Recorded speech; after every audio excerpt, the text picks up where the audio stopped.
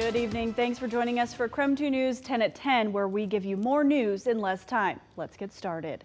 We begin tonight with a new report from the Spokane International Airport. It is the first assessment of PFAS contamination on airport property mandated by the State Department of Ecology back in March. After analysis and a look back in time, environmental researchers have identified 10 areas of concern. In other words, where PFAS contamination could be at Spokane's International Airport. The sites are all areas where firefighting foam, a known source of the so-called forever chemicals, were stored or potentially used. That includes a hangar, the current firehouse, field maintenance building where the foam was stored, and a training area. There are at least 3 sites where researchers know PFAS was found in the groundwater, these areas shaded green. That's because the airport had samples taken in 2017 and 2019. Some potentially contaminated sites are near the historical firehouse and the site of a 1994 plane crash southwest of the runway. But this is just an initial assessment. The next big step for them is to actually go out and start sampling some of the groundwater so that they can delineate where potential PFAS is found. Eastern Washington University professor Chad Pritchard has been studying the situation and says dealing with the spread of these chemicals presents a unique challenge for the West Plains. You know, normally we'd have like a municipal water source that we could just filter the water from that municipal source and be good. But in this situation, we've got a lot of different residents with private wells. They drink water every day. That's what makes figuring out where the chemicals come from and where they're going vital. We need to help people get their water clean. PFAS and PFOA chemicals are known to cause illness, Pritchard says, including cancer.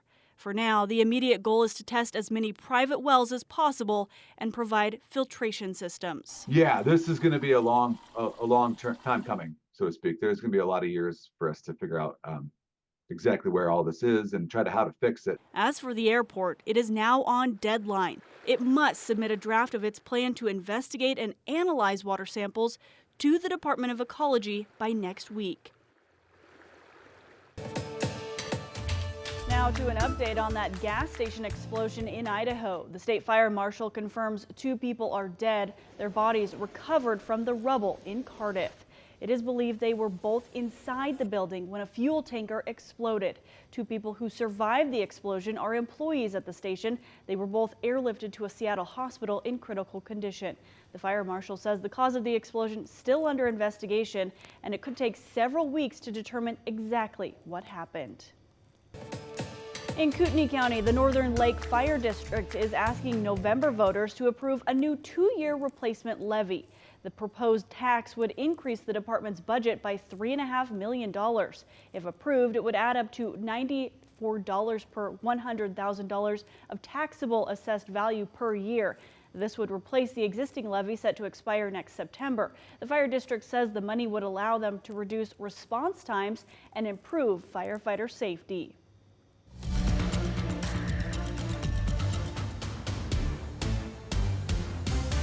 Well, let's switch gears and take a first look at the forecast with meteorologist Michelle Boss. And Michelle, it is definitely feeling less like summer, more like fall every day. So what could we expect over the weekend? We're expecting a little bit more cloud cover over the weekend and maybe a little bit of rain tomorrow morning. It doesn't like Spokane's going to see very much wet weather, but as we take a look at satellite and radar right now, we can certainly see the cloud cover overhead in eastern Washington and some of that wet weather just pushing into the Cascades and Okanagan County. As we take a look at temperatures right now in the 60s across most areas, a couple of 50s in there.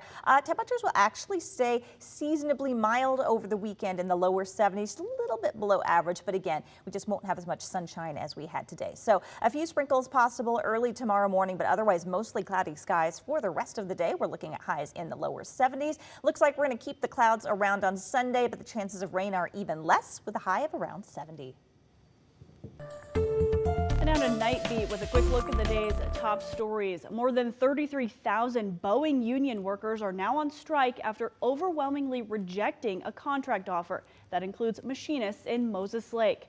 Boeing employees spent the night walking the picket line in Everett. 96% of union workers voted to strike after rejecting the company's contract offer. The strike halts Boeing production lines throughout the Seattle area, including work on the 737 MAX. Boeing offered a 25% wage increase over 4 years and a $3,000 lump sum payment, plus retirement and healthcare perks. The rejected offer also included a major union demand, building the new next airplane in the Puget Sound area with union workers.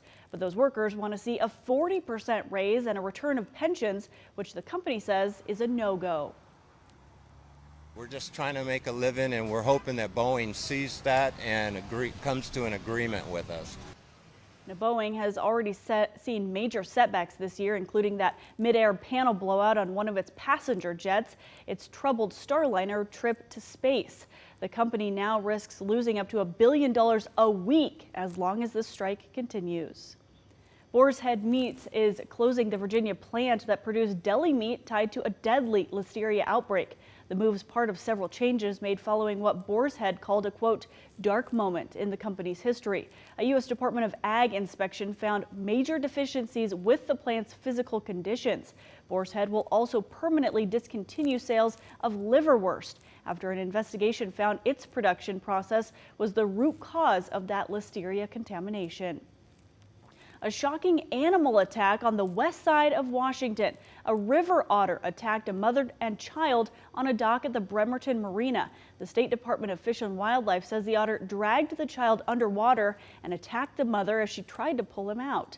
Both are recovering from scratches and bite wounds. River otter attacks can result in serious injuries, and Jen Royce knows this all too well. Last summer, Royce, who lives in Bozeman, Montana, was attacked. She says she is trying to spread awareness so other people aren't caught off guard.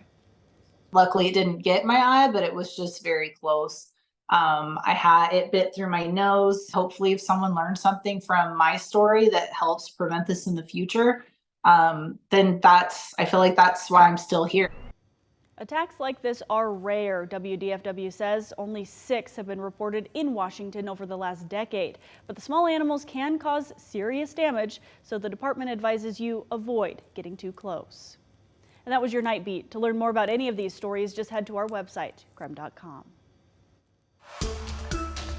The FDA has authorized the first over-the-counter hearing aid software device. The feature can be installed on compatible Apple AirPods, allowing users to customize them to their hearing needs.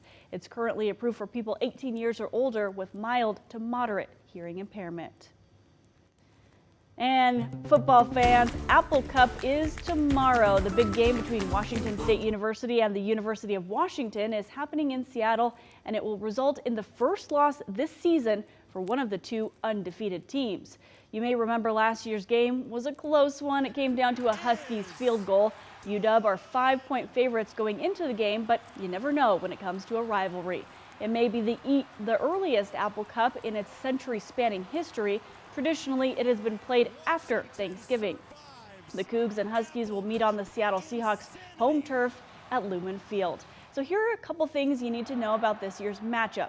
Kickoff is at 12:30 p.m. Saturday. It's the first Apple Cup since the Pac-12 realignment back in August. The Cougs have won the Cup 32 times dating back to 1900, the most recent win coming in 2021 when they beat the Huskies at home. Just a heads up, you can only watch the game on Peacock. If you're traveling to Seattle, WashDOT recommends you plan for some extra time. The Vantage Bridge will be reduced to 1 lane in both directions as crews replace its deck. WashDOT says it could add several hours to your trip, and fire activity near Wenatchee could also cause some delays. And that was KREM 2 News 10 at 10, where you get more news in less time.